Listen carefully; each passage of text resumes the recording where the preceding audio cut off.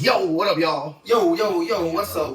We back For another episode. Another episode of The Lock, Season 3, man. Hey, before we get started, we need y'all to like, follow, share. leave that 5-star review. Leave that 5-star review, and man. don't forget to hit the bell. Hit that bell, man. Tap the bell, man. And most importantly, we need y'all to do this one important thing, man. We need y'all to tell a friend. And tell a friend. And tell a motherfucking friend. And pull up. It's The Lock, Season 3. Season 3. Hey, man, I'm your host. They call me Lowski, L-O. Don't forget the ski. And I'm your boy Justo Manifesto.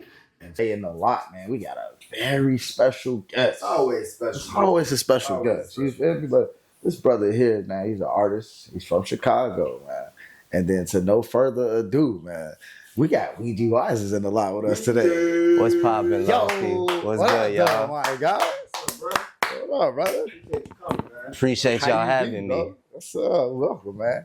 Hey, Weegi, for the people that don't know you, man, people that live up under a rock, like Justo say, man, tell the people a little bit about yourself and where you from, bro. I'm an alternative hip hop artist from the south side of Chicago.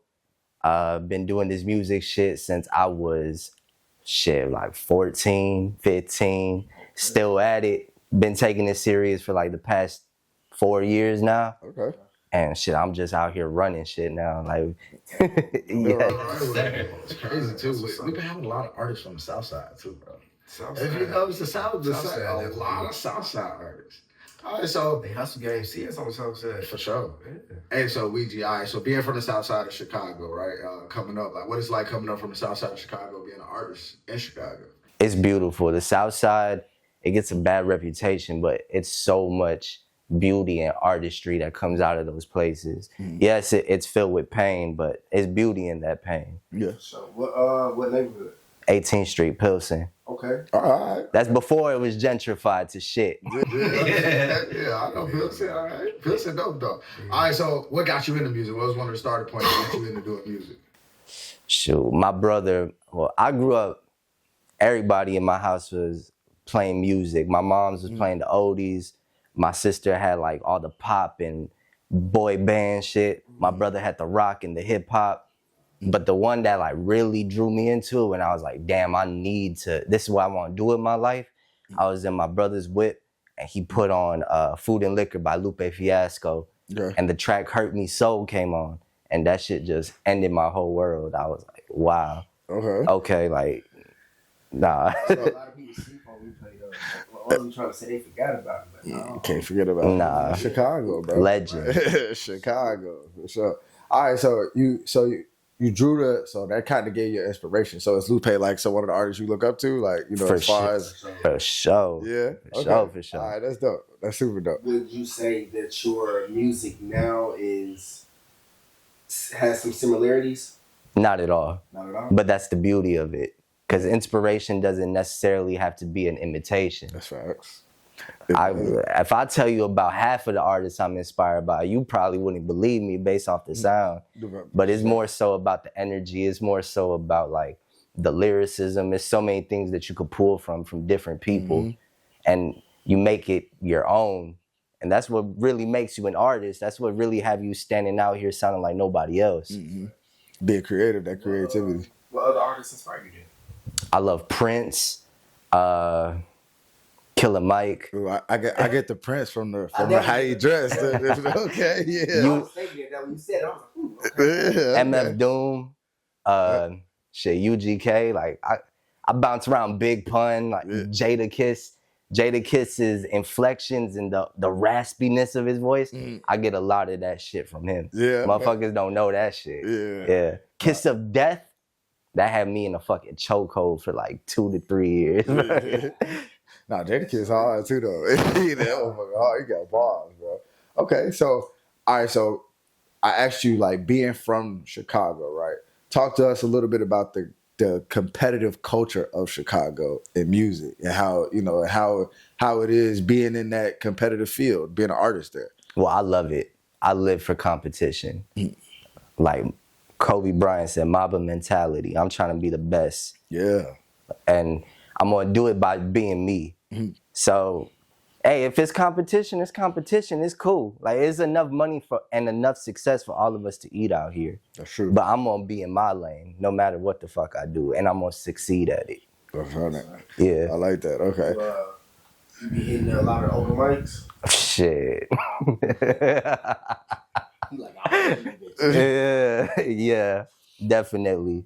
I see the open mic scene as a gym. That's where I get my reps up at. Mm-hmm.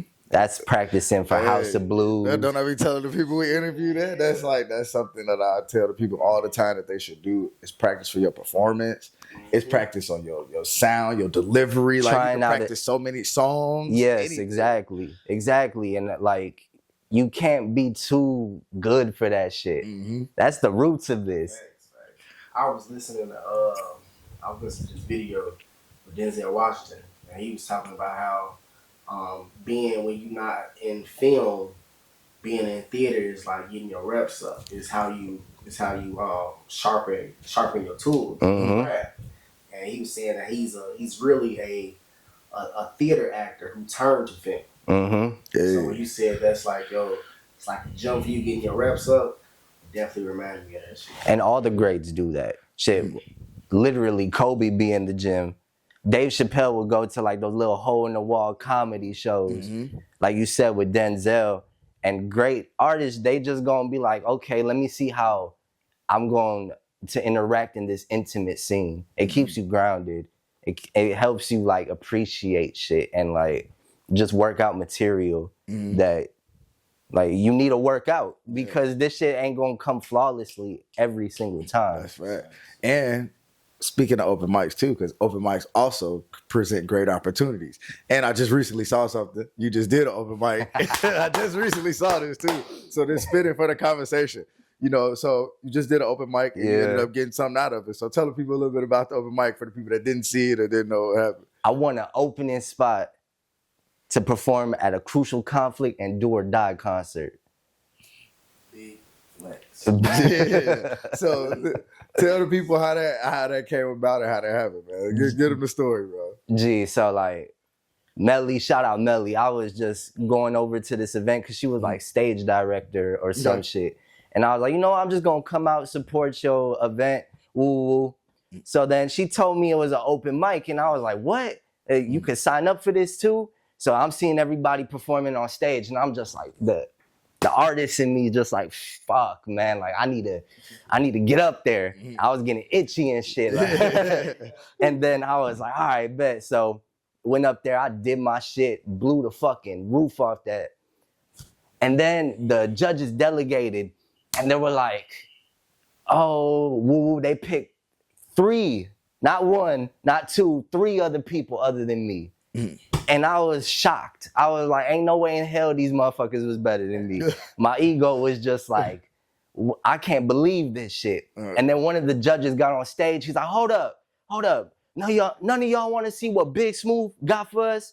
What else he got?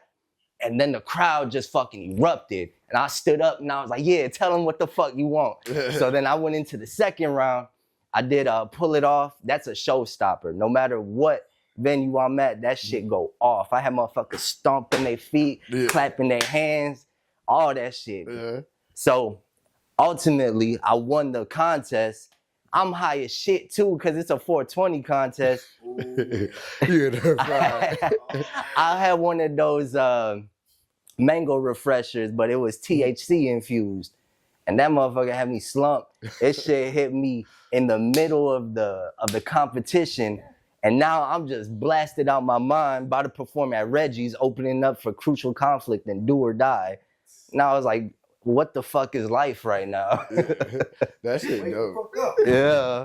That shit dope, bro. That's like you say, going to an open mic, like people look at it like, no, I don't do open mics no more. Like, still going. Now you able to open up for some shit. They legends too. Legends. So you were able to take the opportunity. So what, like, are you excited for the opportunity? Is it something like early that's coming on? I already did it. It was the same night. Oh, yeah, shit. It was at Reggie's.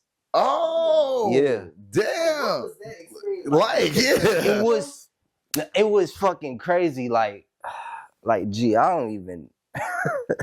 They give you some pointers about some shit. How did they Great advice from the OGs. They was talking about like, yo, do this shit with passion, conviction. Like you already got that, you know that, and like do it with a purpose. And I was like, no, I really appreciate that. That's great advice.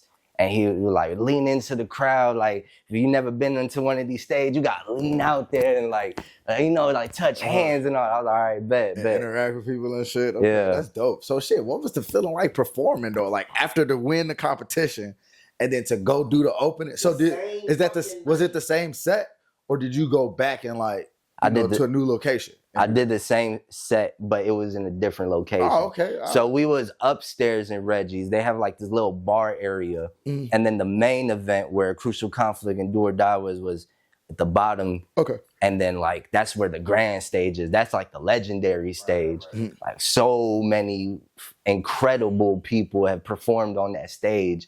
And I was shocked because I was telling my girl about this. I was like, I manifested this shit. Because last year I was like, I had an opportunity to perform at Reggie's. There was a whole nother open mic situation, but I didn't get to perform that night. But this time, a year later, I'm there on that stage rocking shit.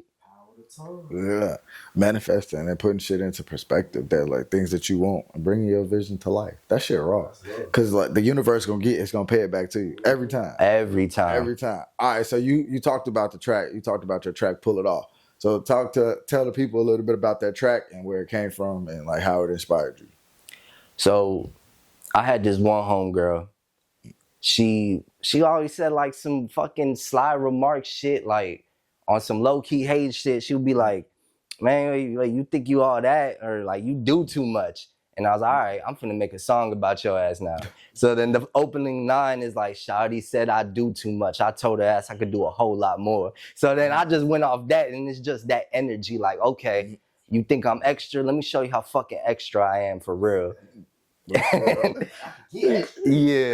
And that's one of my most like successful songs. We sitting at almost 20K on streaming platforms, all organic shit. That shit dope. Yeah. Okay. That's dope.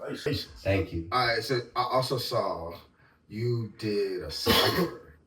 I want to say it was called the Culture Cipher with Nas. Yeah, MHP. Shout out MHP for my people. Yeah, so talk to us a little bit about the Culture Cipher, how that came about, and and that shit, and your role in it. So Nas, she hit me on the phone. She's like, hey, are you one of those artists that I respect? I want to put together this whole like collective with just a bunch of dope artists. She told me all the people, because naturally I'm antisocial as fuck, so I'm like, who all gonna be there? Who's gonna be there? Yeah, so she told me everybody. I love everybody that's in that motherfucker. Like those are my brothers and my sisters. And I was like, yeah, I'd definitely be down for this shit. So then we met over the summertime. We shot like this photo shoot. It was kind of like a magazine type thing. Did a whole bunch of promo. And then we did the cypher in the barbershop. One thing y'all would never know, I was sick as fuck during that cypher. Oh, really? I had a fever and I was just fucked up.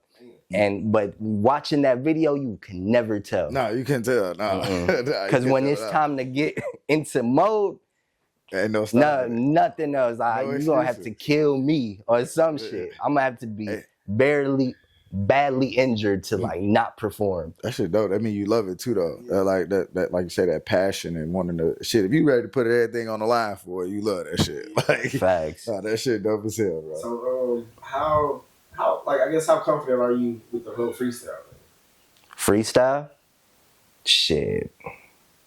I mean, I off the dome, not that confident. I ain't gonna hold you. I don't practice it like that anymore.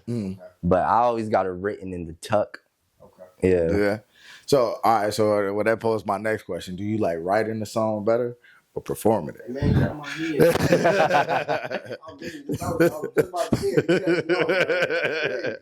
Damn, Lowski, why you doing like that? Oh, man.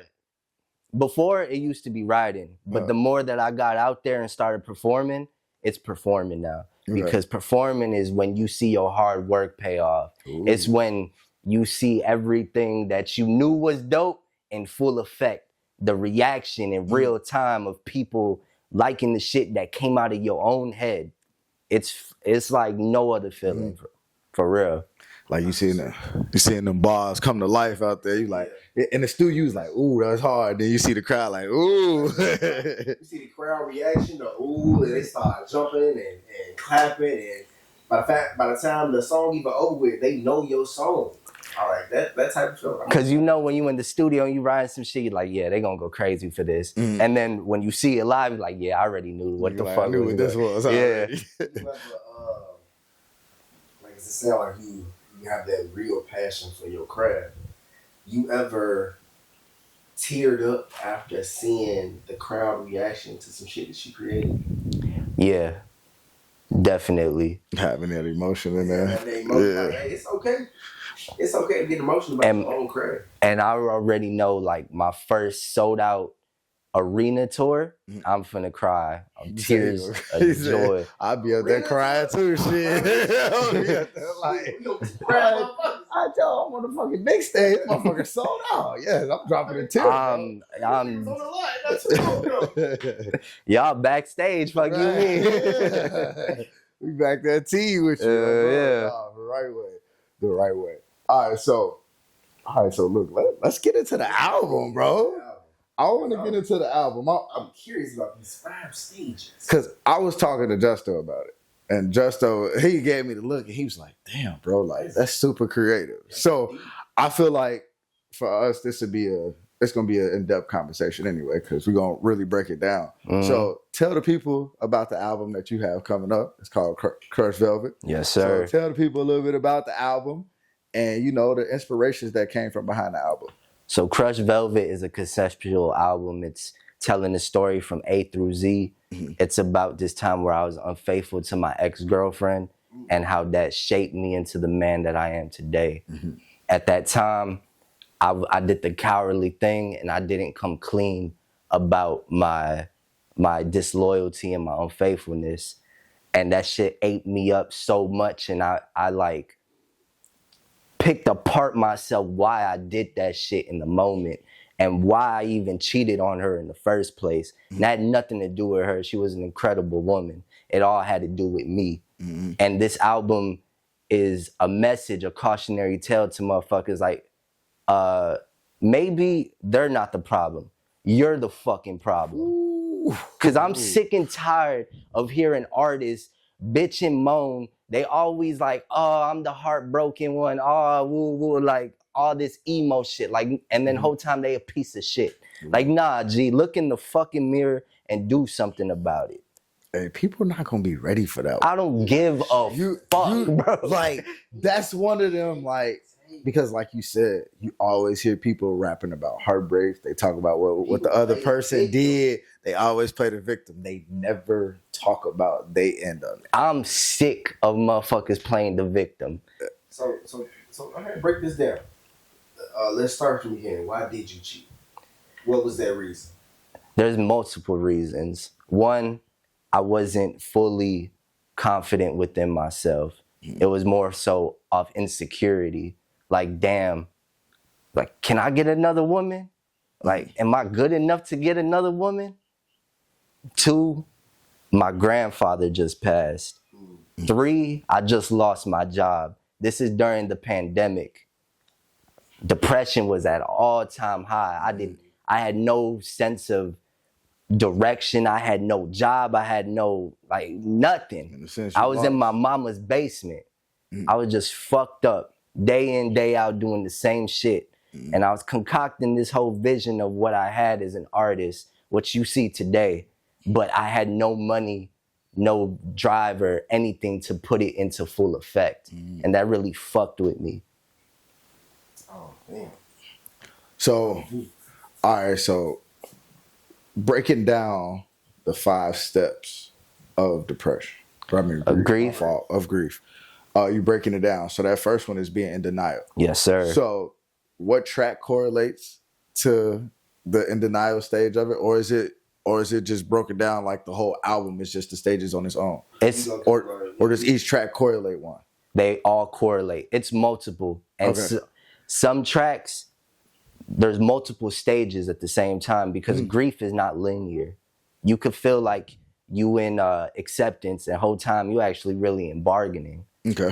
So, but I did my best to make sure that it was linear. So like we were starting with Web of Lies. Web of Lies that's the first track where I'm talking about I'm in the hotel room with my side bitch. It sound like that. And my girl, my girl is calling me at the time, and I see her call with the other woman in bed with me. And instead of picking up the phone, being a man, and like actually talking to her and putting her worries to rest, I just ignore it. I put it on the stand, and I just go back to what the fuck I was doing. You was vulnerable as fuck on this damn album, bro.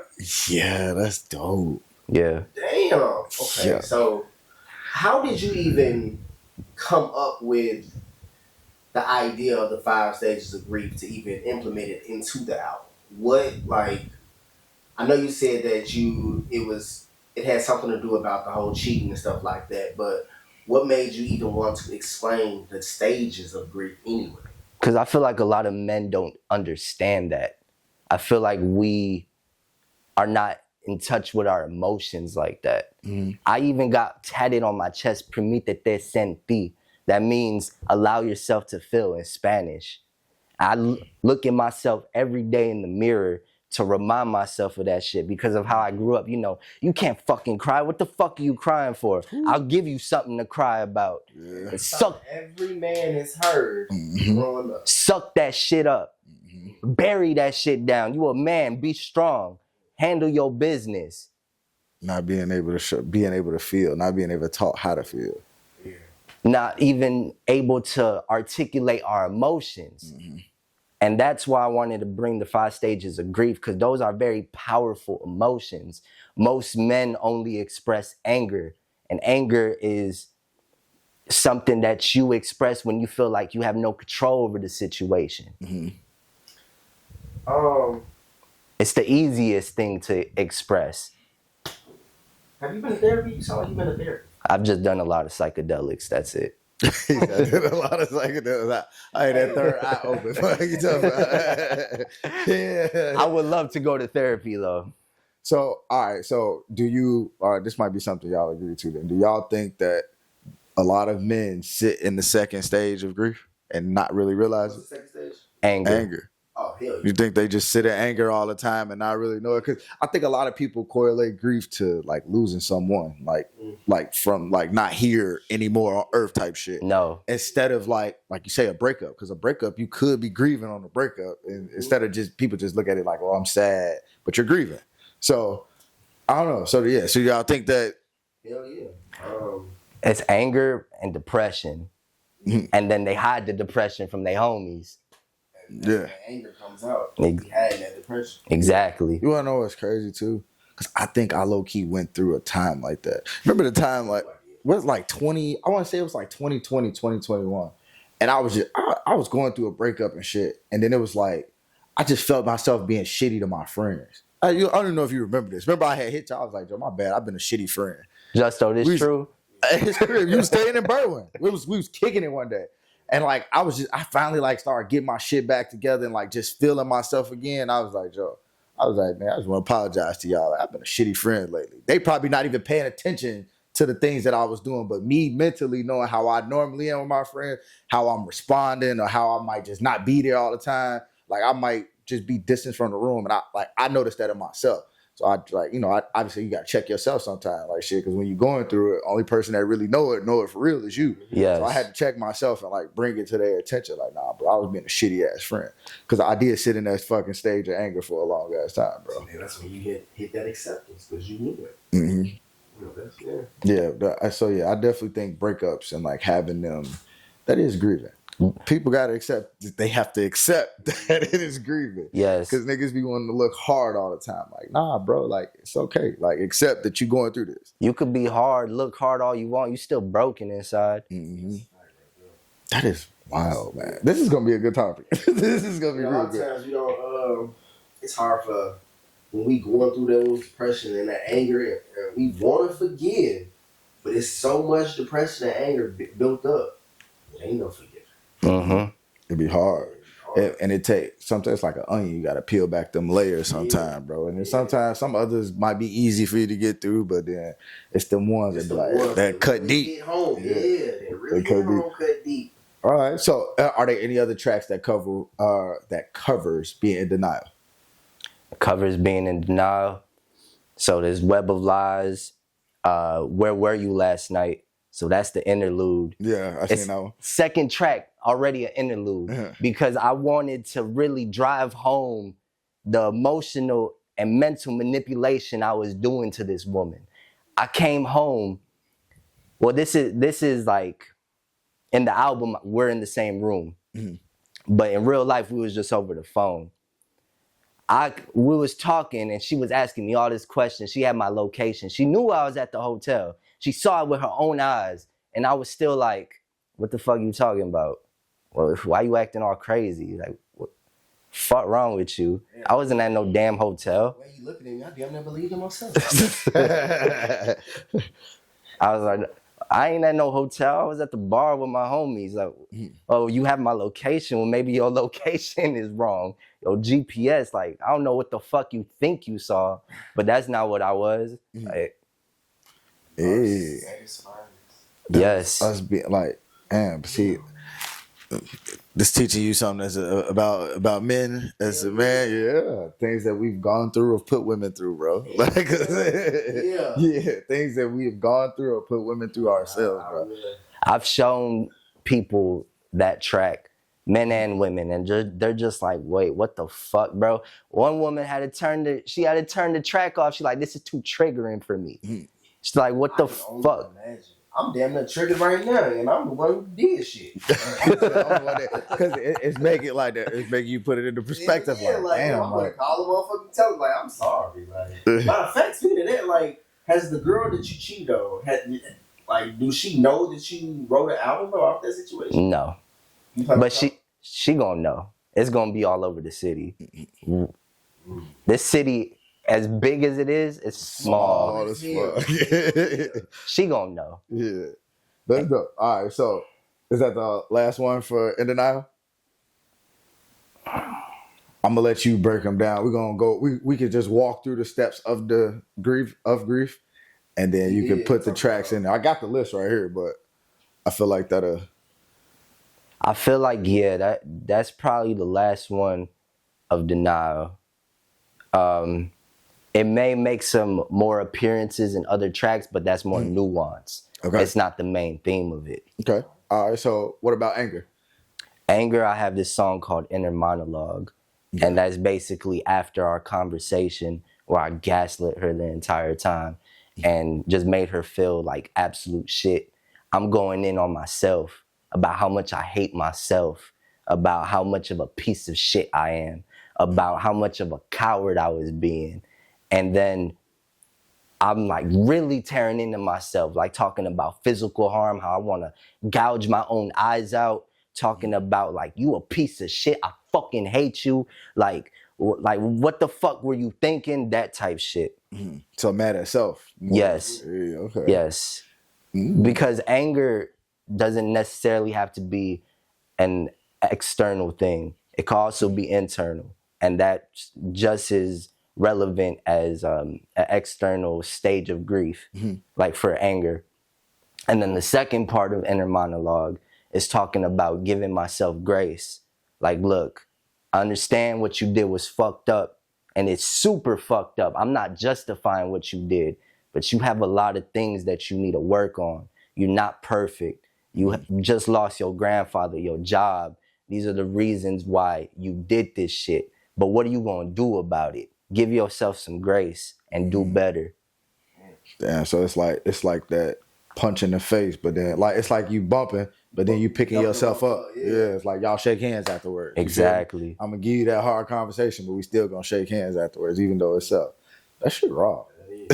Thank you. I'm fucking with this concept, bro. I really like it. This like gives me like mental health vibes right now, bro, and it shows. It really shows the type of person that you are with self-awareness, bro. And I'm really proud of you, bro. Thank you. Not a lot of people could could even have a conversation about it, but to make artistry behind it too, say a lot about you, bro. Give us the track that details bargaining. So bargaining, the track is called My Wrongs. Mm-hmm. So after in the inner monologue, I'm talking about I need to do better. So then it goes into my wrongs, and my wrongs is about like, please, like, you still love me? You still think about me? You take me back? Like, look, I'm a changed man. I haven't changed. I'm just lying. Again, denial also tied into the bargaining. I'm like, I'll do whatever you want me to do. Like, please, like, just give me another chance. That's all I want. That's all I need. And that track is a fucking lie. I have not changed. Not changed. It hasn't not been that long. It's only been a couple months. I have not changed at all. But I'm telling her of all these things like, no, look, I know my trauma is not an excuse for the drama I bring to you. Look, I promise, I'm sorry for falling for that view. But I know that, but I'm not understanding it. You feel me? So that's just bargaining. Just like I was just like pouring my heart and soul out to her, like, please, please take me back. And whole time I'm the one that walked out on her. So what the fuck am I? So what the fuck am I like? This is what I wanted. So why am I all fucked up about it? So all right, This just made me think about, like, you know how I'm sure everybody has done this at one point in their life, but we did some fucked up shit and we know something about. Example, I'm sure everybody has had that one pregnancy scare in their life. And we hit that prayer and be like, God, I promise you, I won't do this again. I'll be in church on Sunday. I'll do this, that, and the third. Please don't let her be pregnant. And she don't be pregnant. But you don't own up to none of those promises you just gave to God. You still fucking raw. You still raw. Coming in. You still fucking these random bitches. Like, yeah. But you're not really learning from that shit because we really in denial. We in the grief. Bro, you making me think over here. Hey, yeah, that's why I told her, like, nah, this is good, bro. All right, so we that's one track for bargaining. That's the one with. And then I forgot to, I neglected a big part of the track. So as I'm promising her that I'm changing, I'm doing all this shit, I'm also talking about how I still got another bitch in my bed, and she's asking me where my head is at. And whole time I'm thinking of my ex at the time. I'm still out here fucking on other girls. So let's back up. I want to make sure I understood what you said. You thinking about your ex while you got another bitch in bed with you. Damn. Hey, but you know what? That's how most men get over another woman. Yes. It don't work though. It don't. It works for a small period of time. As soon as you nut, it be like, all right, you got to miss my baby. I miss my woman. You on the phone, like you say, you either texting her. Like, damn, baby. I'm sorry. Like, I'm sorry. That's when it starts, bro. Email, Cash App. However you can get to However it. you get in touch with her, you sitting it. And you gotta think about it. That same work you put in to make sure you get through to her should have been the same work you put in to fix whatever y'all issue was. You feel me? That is something I think now as an adult that I've been learning. I ain't gonna hold you. How can I say this without telling my business?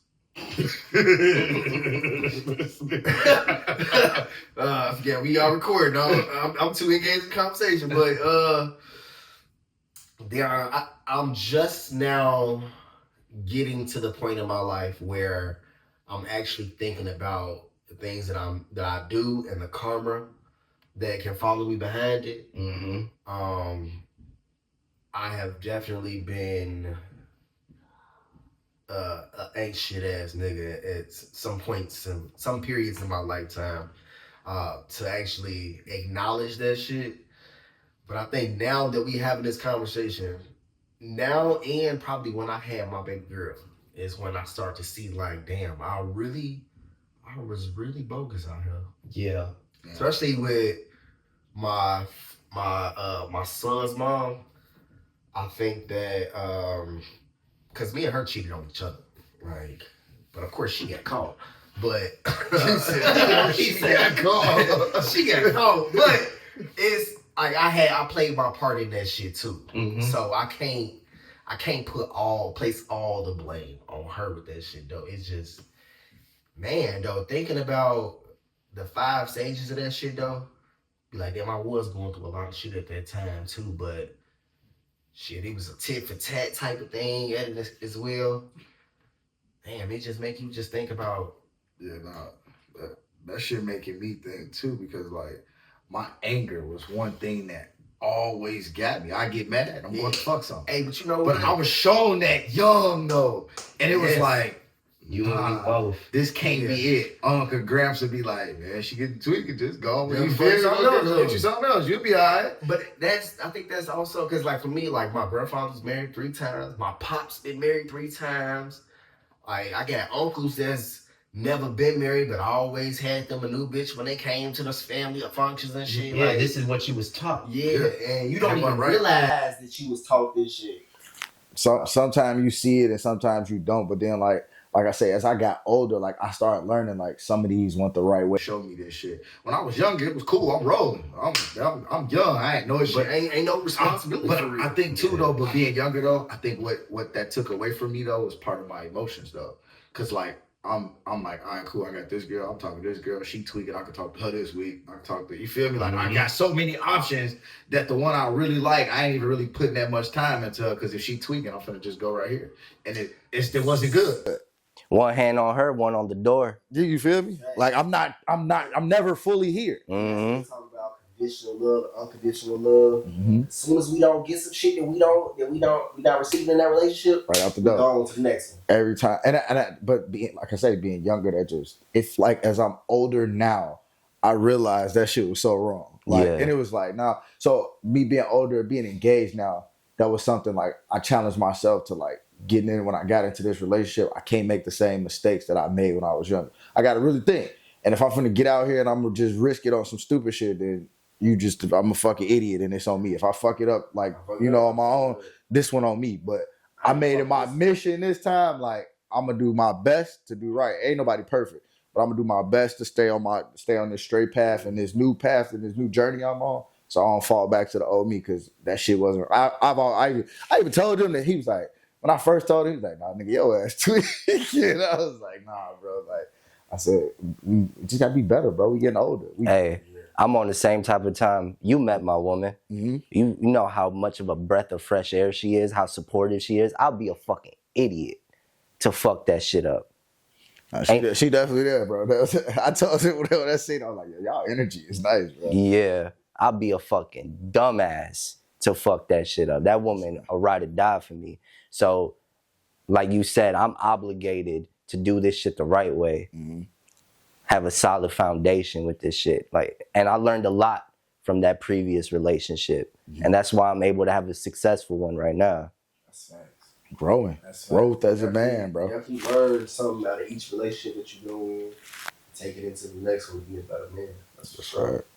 All right. I like this, bro. This is dope. All right. So we bargaining. Was that the last one for bargaining? Yes. And that track was with is it Simeon was featured on that. I heard that. That was one we was listening to before Are You Done? Oh yeah. No, that was dope. Yeah. Thank you. That was with Simeon. Okay. Yeah, Simeon did his fucking thing with that shit. So is there another track for bargaining? No. So no more bargaining. So into the actual depression stage now. There is another track for bargaining, but it's later down the line. Okay. All right. So should I go down the list? Because I got the list. But I'm trying to, I want you to. It would be good if we go down the list, because that's like the chronological order of the story. Yeah, because I didn't know it. Like, I know you said it's linear, but not really linear. So I didn't know if you wanted to pick and choose, but I do have a list. So, all right. So, Ain't Been Sleeping. Ain't Been Sleeping. That's stage of depression, fourth stage. I'm fucked up. I'm just in bed, ain't shower, ain't eat, ain't been sleeping. Mm-hmm.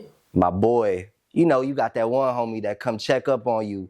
Like, nah, get your ass out of bed. We gonna go hit the club. You gonna get cut up. You gonna shave. You gonna get dressed. You nice. We gonna get some bitches. Like, what the fuck is you doing? Yeah. So the intro to that song it's a voicemail from my homie Franco.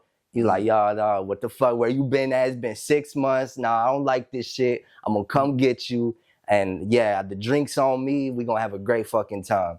So then I'm just fucked up in bed. He come knock on the door, yank me out of bed like, yo, get your ass up. Come on, we gone. So then we at the club. I meet a beautiful little honey. Again, same cycle.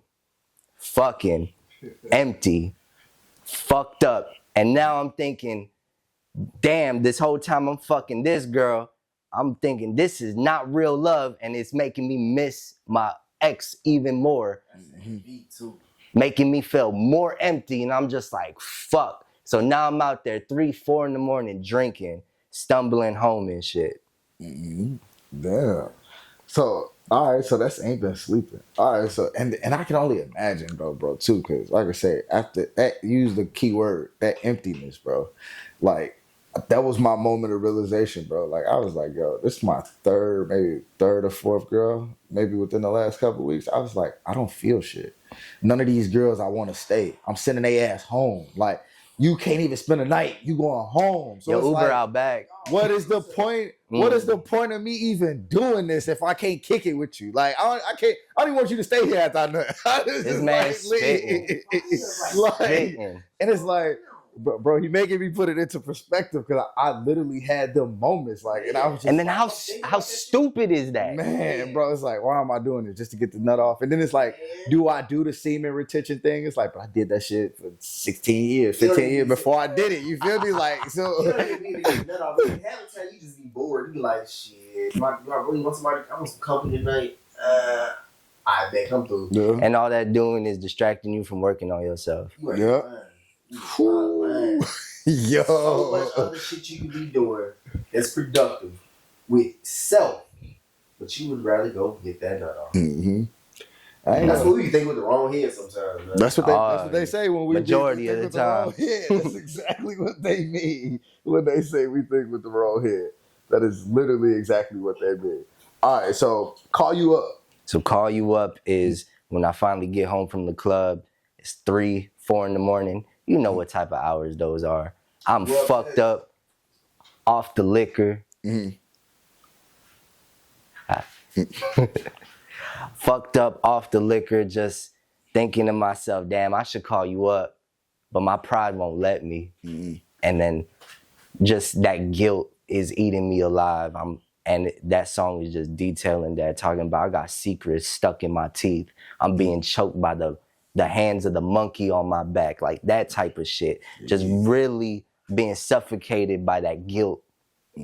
Secrets Secrets. stuck in between My teeth. snap that.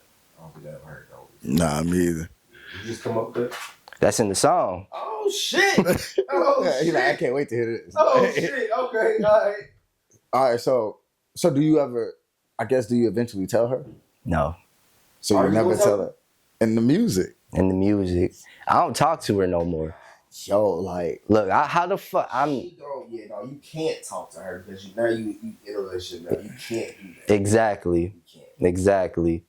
But She gonna hit his shit. this gonna be big, bro. it's gonna be This is like, it's already big. It's already big. and like she's going to like She's gonna the be emotional emotion, as fuck. like even me thinking about it and just like Yeah. how you going about it and like because I'm putting myself there, bro, because I've been there. So it's like damn, like Every man has been there. it's like, bro, I get exactly where you coming from, and it's a side that a lot of men don't talk about. It's a side that shit, nobody really talk about. Nobody. They don't really understand the other side of it. Dudes know that we go through this, but they Men don't really talk speak about it depression, period. Yeah. at all. At all. It's taboo. Yeah. Because And- it makes us look soft. Niggas don't even I still some of my homies, we don't even talk about all our personal problems. And that's why the suicide rate for men high as a bitch out here. My cousin Dante, the happiest motherfucker you would ever meet in your life, always with a smile on his face, still killed himself. And that's because he felt like he couldn't talk to anybody about whatever the fuck he was harboring in himself. And that shit breaks my fucking heart. And a lot of men need to understand that it's okay to talk to somebody. I think too, something that men struggle with and that we don't really understand is, I wouldn't even say that we don't understand it. It's something that some men is always deal with. Somebody always use what you say in your vulnerable moment against you. And I think what make men stop talking to women is when she get mad, she throw that at you. And I've had that happen to me so many times, and I was just like, I never say nothing else to you again. Well, when we get vulnerable, and they use that shit against you too, like, and they try to say that if a man gets too emotional about how he feels about some shit, that makes us come off as sus or sissified or whatever. Sassy, yeah. Like you using like if we vulnerable with you, like take heed of that, because most men are not being vulnerable about their emotions. Period. And that's just rooted in toxic masculinity. That ain't just men. That's in women too. Yeah. Yeah, the patriarchy, all that shit. Like they taught that as much as we taught that. Yeah. So if you feel like, all right, well, if I feel like she gonna use this shit against me, go talk to a therapist. Talk to your homie. Somebody that actually will understand what you're going through and won't have any ill intention or malicious actions to throw shit back at you. Yeah, that's true. That is very true. Because I like even in like with this relationship, I think I've cried in this relationship. And prior to this, a female would never see me drop a tear from my face. My fiance probably seen me 3, maybe 4 times throughout our 4 years being together. And how do you feel about that? Do you feel safe? You feel vulnerable? Like I was vulnerable. Do you feel comfortable? The fact that he did that shows how comfortable he is and how safe he feels in his relationship. And that's how the fuck it's supposed to be. Yeah, and at first I was so nervous. I was like, Joe, what if she leave me because I just did this shit? Like I just cried. Like I boo-hoo because my uncle went away. This is when my uncle, when I found out he was going away and how much time he got. I boo-hooed then. Then when I lost my homie. And then I was vulnerable, just going through a mental break, not even a breakdown. I was just mentally exhausted, and I just got to talking. And then I was like, it posed a question like, damn, what if she leave me? Because this didn't happen, but never got thrown back in my face or nothing. So it was a moment for me to be like, okay. She checked that box. Yes. Damn, she the right one. That was one of the boxes that got checked, because I ain't never did it before. Because I'm telling you, every other female I've ever, not even that I cried, but it got emotional, I had an emotional moment, threw it right back in my face. And I was just like, I'm going to close myself off. That's why I stopped. People always be like, why you ain't never say nothing? I just, every time I say something, I feel like people use it against me. Like, I don't know if it's like, I would say people would look at it as like, because sometimes, I don't know, for me, like, people always look at me as like, I'm always the friend that's doing something or like something going on. And then as soon as I have a bad moment, they be like, that's something that they always focus on. It's like, you know what I'm saying? It's like, instead of seeing it as you being out of character, now that's mainly your character. Yeah. That's why I literally stopped talking. I be like, fuck it. I ain't gonna say shit up. Once we get quiet, it's be a wrap. Like once we stop caring, it's a wrap when it comes to that conversation stuff. I know that all too well. Look at us. Yeah. So talk to us about Look at Us. Look at Us is a continuation of that night. Still fucked up. Going through my phone, looking at all our old pictures. And it's talking about like, damn, when did this shit go wrong? Like we were so in love. Like just look at us. Like you could tell like we really cared about each other. When did I start taking you for granted? When did I start like neglecting your treasure and not cherishing you how I'm supposed to? Why the fuck did I do this dumbass shit? And then it's just like really asking myself that question, like really falling into that depression.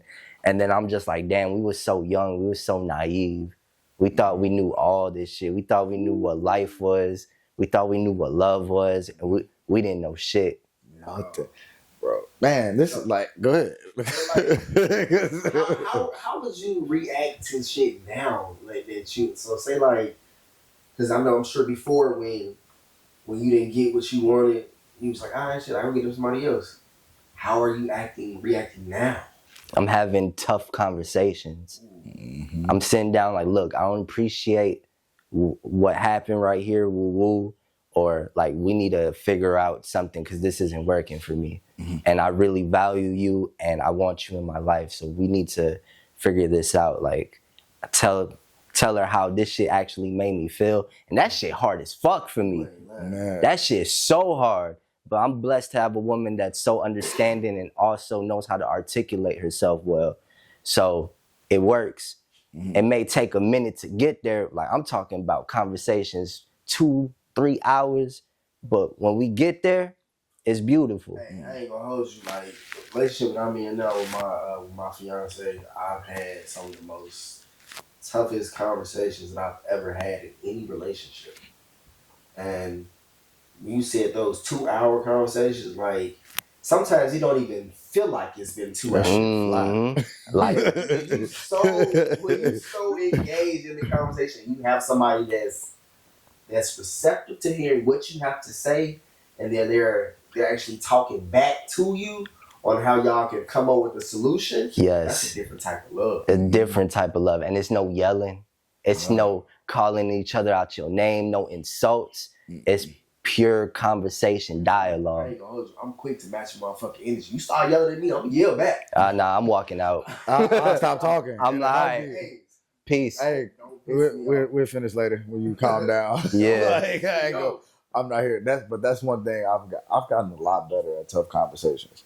Sometimes I be feeling like, damn, sometimes you might have a couple back to back, and it make you feel like, damn, am I over communicating? But it's like, nah, like this is the shit that's needed. Yes. Because early on, bro, like, my boys with they mom, bro, communication wasn't even like it was a thing, but it wasn't the right communication. It wasn't proper. And like you saying, like talking and communicating properly, like going back looking at the vault, not in like you said, we was young and naive. Like I was way younger, thinking like, yeah, this is how we supposed to show love, and like we got to get into it to be in love. And I was like 20, 21, 21, 22, bro, young as fuck, bro. Stupid. And thinking I'm Frontal over lobe ain't love, fully developed yet. just doing dumb shit, bro. slow me down, we was grown though. Man. And that, like I said, that like you saying that made me put it into perspective. Like, nah, bro, like we was young. I had a lot to learn. And that's why I take everything that I went through in that relationship and I don't apply it to, I haven't applied it since I've been in that relationship. Cause I just, even with her, I tried to like change it towards the end, but it was just too far gone. It was just too far gone. We just didn't get it. So I was like, nah, this would be better for my next relationship. And like being able to apply and put it there. Yeah, be a better man for your next partner. Got to. Yeah. It's crazy because I told my ex that I'm setting you up for the nigga that you really gonna be with. I told her that straight up, and she was like, "Those words stick with me." But it's the truth. Like and I think that came from me growing from the relationship I had with my kid's mom. So being with her and seeing the shit, I'm like, nah, this ain't gonna last. Yeah. Everything I'm trying to tell you and talk you through, she wasn't picking it up. And then it's like, when I'm gone, you're gonna get this. Like when I ain't here no more, you're gonna get it. We're gonna be rolly locked in, and that's exactly what happened. But my growth, I was just already at that point of growing, and so I guess too, this go into my next question. So since you're at a level of growth already, is there anything that'll make you just say, all right, fuck it, I'm not doing this? Is there any like zero tolerance thing? Elaborate on that. Like what you mean? Like so, all right, say for instance, you and your ex fought, right? Y'all got into it physically all the time. And you was like, yo, I'm not doing this shit no more. And say now you get into a physical altercation, your girl get physical with you. Is that a zero tolerance thing? Like, is there anything that's a zero tolerance? It don't have to be physical. It can be anything. Yelling, I don't do. Yelling, you're zero tolerance? Hitting, I don't do.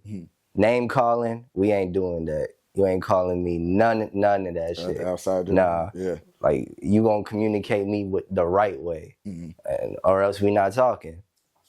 I don't do the name calling thing. I was drunk one day. I called my girl a bitch. And I'm drunk. when I say I was drunk. Okay. Off the brown liquor. Yes. No. When I tell you, she cannot let that shit go, bro. Yeah. And I felt so bad after I said it in my head. Well, when I said it, she said it back to me. She bitch. In my head, I wanted to be like, nigga, say sorry. Say sorry. Yeah, bitch. You mad? That pride and motherfucker. Knowing he ain't wasn't it? supposed to say that shit. Knowing he was supposed to. Hey, my bad. Like, Too mad, though. Say, yeah, I'm sorry. Too That bad. shit didn't come out my mouth, And that's still my biggest thing, pride. That's my biggest sin. I ain't gonna hold you. Like sometimes my girl's like, how come it take you this long for you to apologize for some shit? Why can't you just do it right in the beginning? I'm like, nah. I'm prideful too, bro. I'm working on it though. I'll come back and say I'm sorry, working on though. it, baby. I'm gonna come back and say I'm sorry, but in the moment, leave me fuck alone. Don't talk to me right now.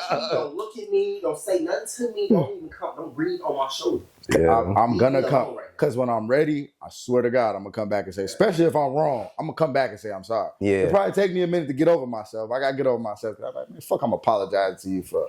But it's like, nah, let me get my shit together. I gotta go look in that mirror. All right, nigga, you know you was wrong. That was bogus. Go on and say you sorry. Hey, we be Facts. bad, bro.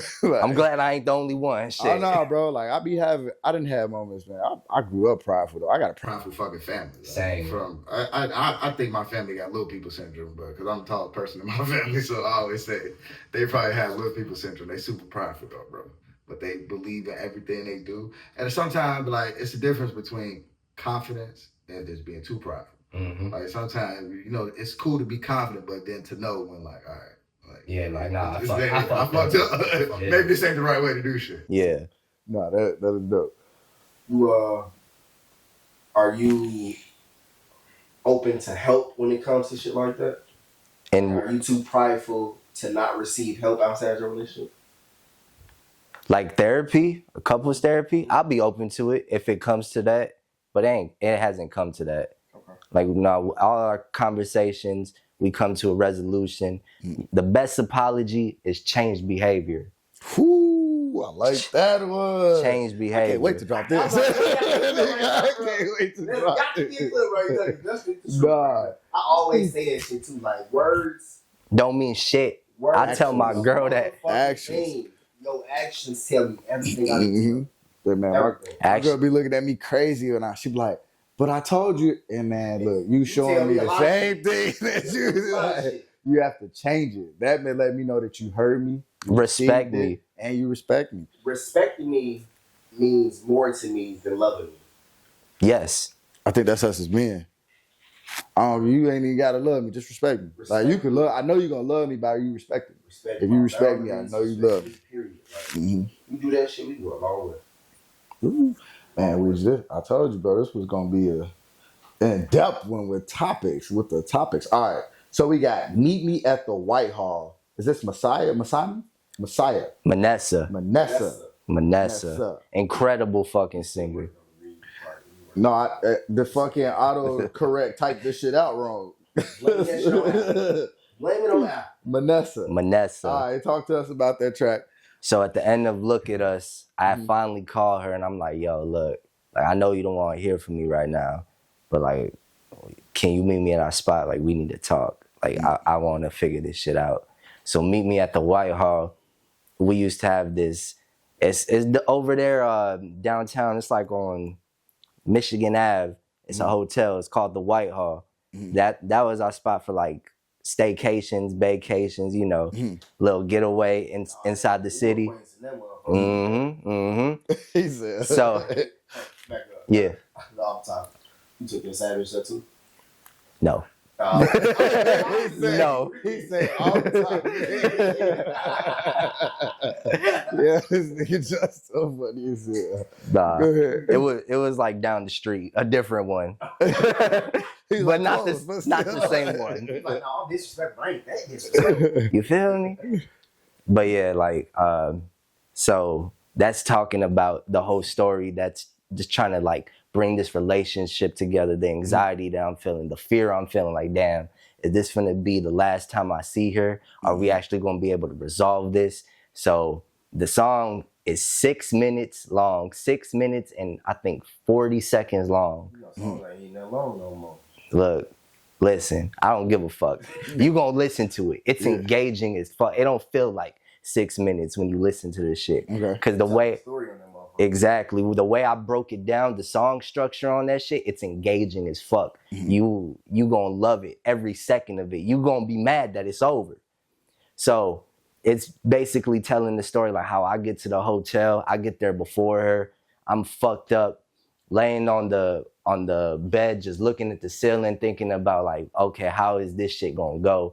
Then she finally come in the room, And I go up to her and I could tell she like closed off. She don't want me to touch her. She don't want like none of that. Like I could feel like the hate brewing inside her. And then like we finally embrace, we fuck, but the fucking is empty too. And I'm like, what does this mean? Ooh, that's how you know it's over. Yes. Yeah. So then I'm still trying to salvage this, but she knows it's over. So she's the one that says, I don't see a future with you no more after all this. And then that shit just fucks me up. Then she tell me like, why don't you admit to the truth? Like, I know what you did and you still ain't admit to shit. And then I get defensive like, yo, what the fuck you talking about? Still in denial. Still like, So it nah, comes what back the to it. fuck you talking about? Like, you messing with my ego right now. So let's back up a little bit. Yeah. So she came. So it was like, so y'all meeting, y'all end up fucking, and it was an empty space. And she basically was like, yeah, nah, yeah, there's nothing you can do for me in this relationship anymore. So it was damn near like a hit it and quit it type of thing for you. She damn near pulled a you on you, and had you feeling Empty exactly and fucked up. Yeah. Yeah. That shit really hit home because you was like, yeah, no damn well you can pull a knee on me. Man, then you be like, I done put some of my best I done work put in some right work. here. Like, And I that, know you like this I shit. know you- That's what's me, bro. you know that ego just took a huge hit. Right. Yeah. I was livid and I was just like, man, I was fucked up after that shit.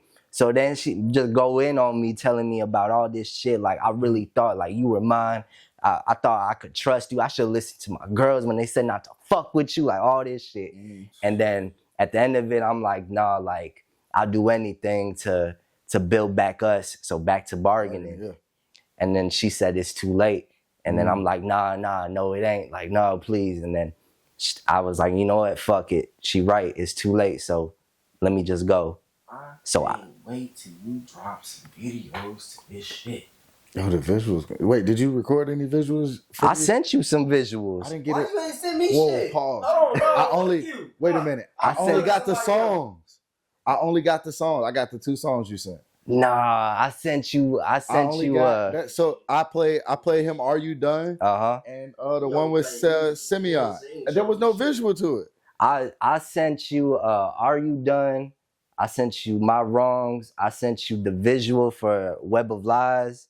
I don't have any of those. I didn't get a Yes. chance to watch any. And I downloaded the zip file. I'm gonna show you before Okay, you leave. I'm okay, gonna show it to okay. you. We was just listening to it. Just talking about on another pod on how people be butting heads and shit, and I was just telling them, I'm like, I just told this man fucking the other day. That's crazy. Fucking up again. God damn. You know, we would have been talked about We this would've been visual. like, What? Yeah. Because Yeah. I'm picturing her now.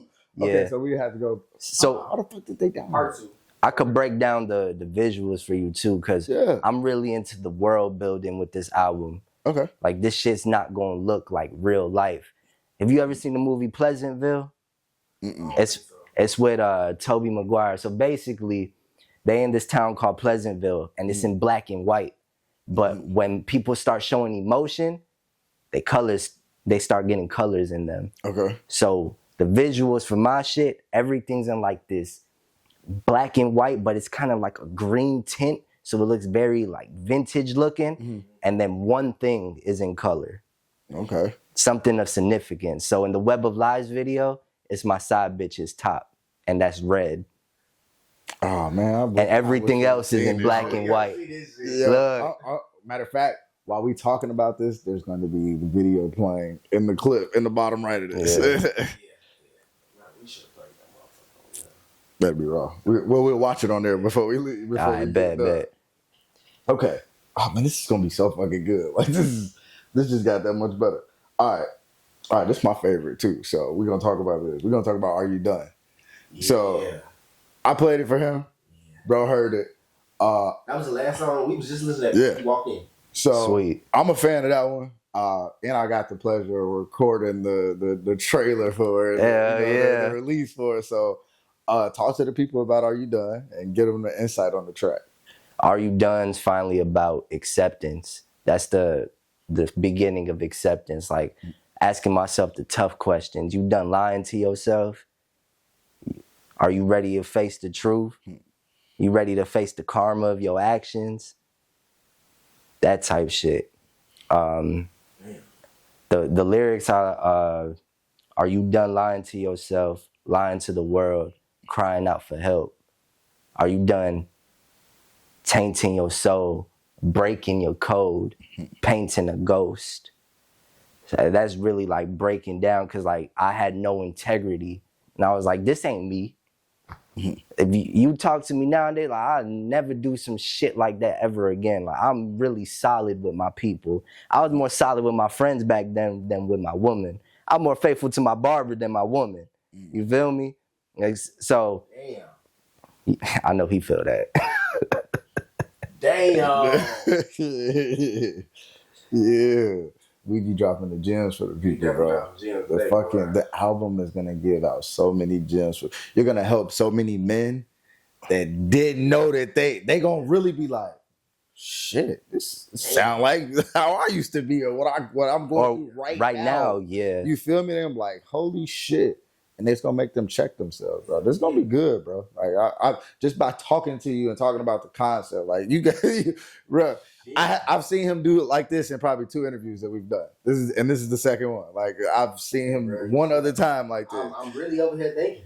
Like thank you. It make you like over and get like, and we naturally engage in topic, but like what we're talking about is something that we as men can relate to, and shit we try to teach each other, goddamn it, how to steer away from shit like that and be better men. And it's something we've been doing since we was fucking here, bro. Yeah. So like to hear another man talk about it that's outside of our circle, it's like, damn, bro, like somebody else gets it. Yes. You know what I'm saying? So no, I think that's dope. And this needs to be a more casual conversation amongst men. Mm-hmm.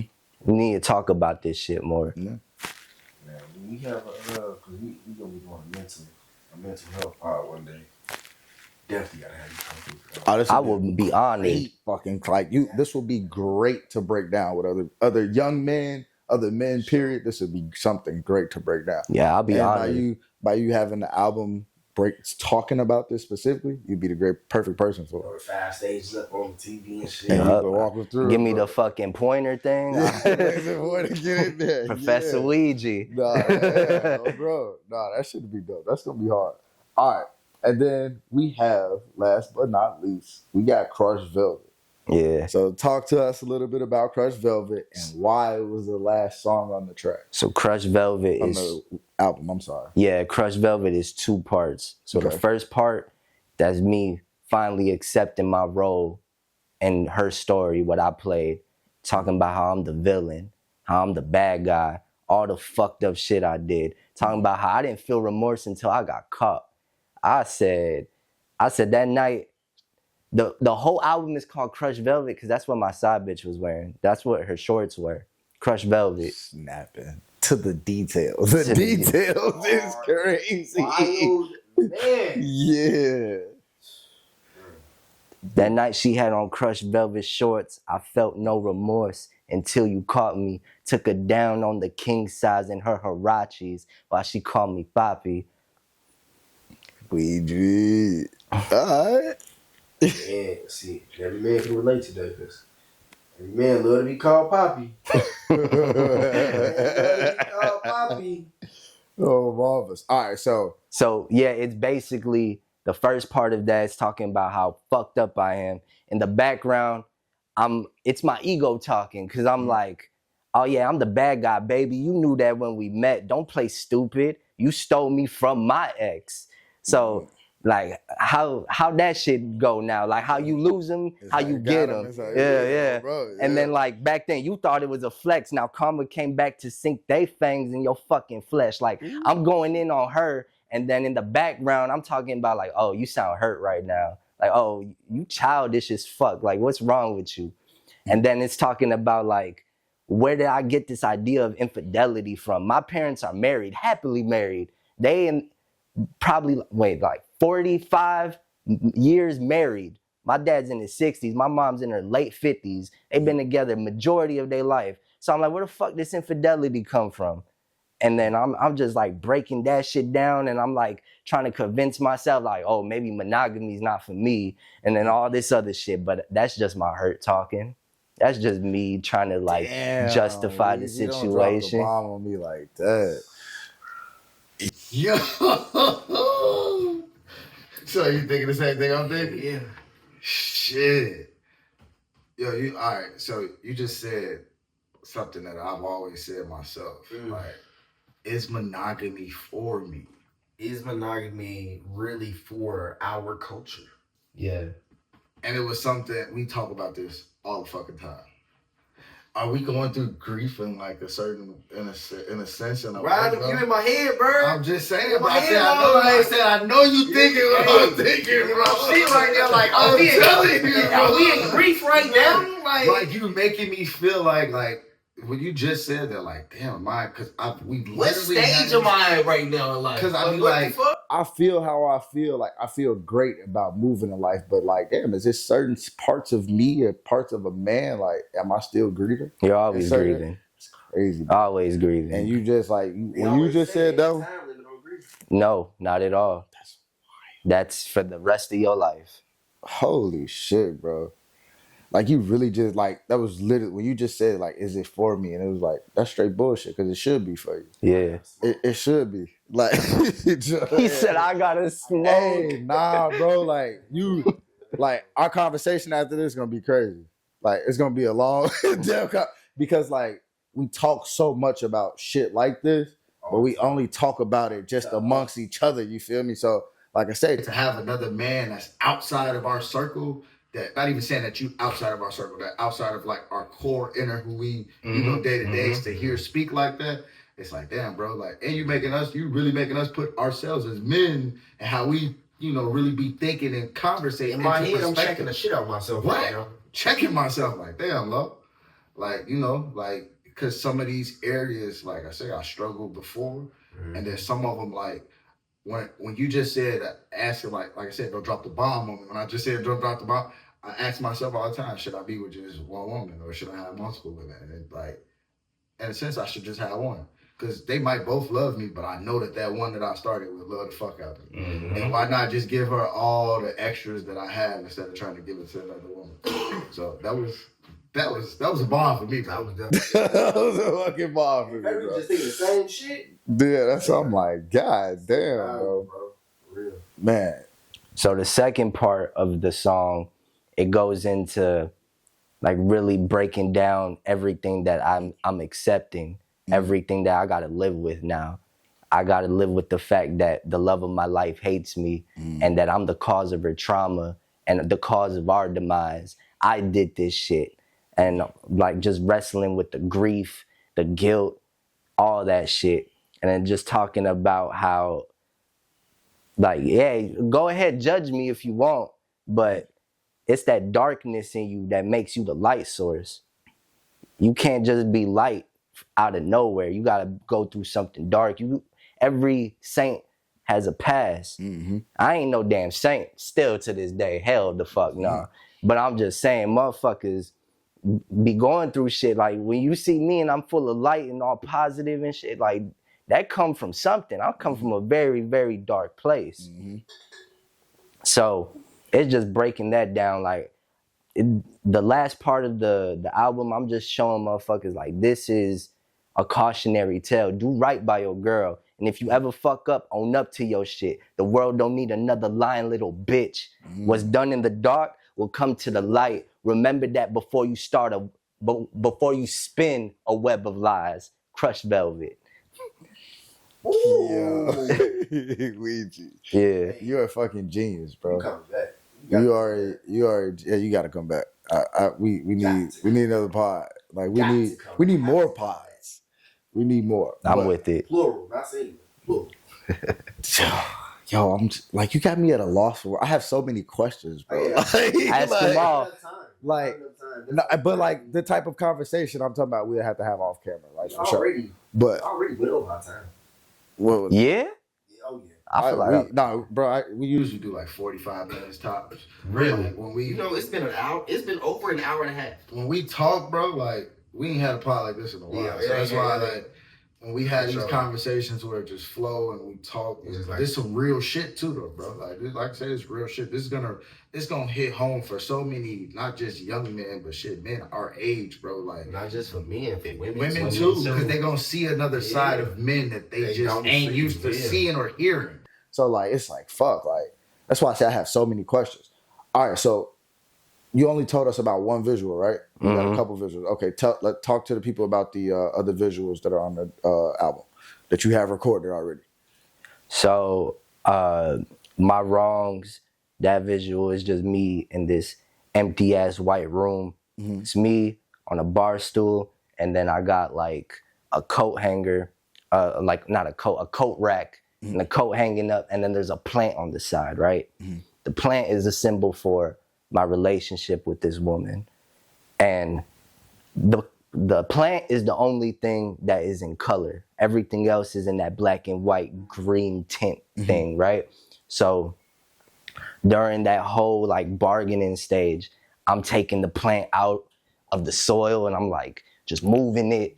I'm like throwing it on the floor, abusing it, and then you see me trying to like hurry back and put the plant back into the pot. Like, oh, you okay? I'm watering it like it's dead and shit. So symbolizing like, oh, I abused the fuck. That's your idea? Yes, all this is my idea. I'm a fucking creative director too. Like, yeah, I do this shit. So, Put some respect on your name. I said a genius, bro. so like, that's just a metaphor for my relationship. Like, oh, I did all this abuse to it, and I think just because I'm watering it a little bit, that it's gonna come back to life. Nah, G, nah. Too far gone. That's dope. All right, so what do you want the people to take away from Crush Velvet? I want them to understand themselves better. Okay. I want men to have more self-awareness. I want them to really explore these 5 stages of grief. I want women to understand this side of men. And I just want people to understand that, like, yeah, we all fucked up. We all come from terrible places. We all done terrible things, but that don't make you a bad person. And this, like, you may not be perfect, but when you admit to the bad that you do, at least you could be whole. I like that, bro. I like that. That was dope. Hey, I'm excited for this album, bro. When does it drop? When did it release? Gonna be June. June? All right. This is dope. All right. Take over soon. Yeah, man, bro. This concept alone, bro, like it's just genius, bro. I'm gonna keep you. telling you that it Thank is you. fucking genius. Join my newsletter. I got a newsletter. I give exclusive content. I tell stories. I tell you a bunch of dumb shit about my life, or you could rate my fit, whatever the fuck. But it's all about community, and like I treat my supporters like family. So come fuck with me. Bet. All right, man. Well, I'm your host, man. They call me Lowski, L-O. Don't forget the ski. I'm your boy Justo Manifesto. And before we slide, we need y'all to like, Follow. share, Leave that 5-star review. leave that 5-star review. And don't forget to hit the bell. Hit that motherfucking bell, y'all. And most importantly, man, do not forget to do this important thing, man. We need y'all to Tell a friend and tell a friend, tell a motherfucking friend. Pull up The Lock season 3. Season 3. This episode of the Lock Podcast is sponsored to you by Rat Patch. Get you a Rat Patch. You got a hole, tear, crack, slit in your blunt. Rat Patch. Patch it up, man. 4 a.m. is that last pack of backwoods, man. Get you a Rat Patch, man. Shout out to our sponsors, Rat Patch. You still smoking squares? You can patch it up with a Rat Patch. You smoking Black and Miles? You can patch it up with a Rat Patch. You smoke the big cigars? You can patch that shit up. You got a stem in your wood? Rat Patch. Until next time, people. Peace.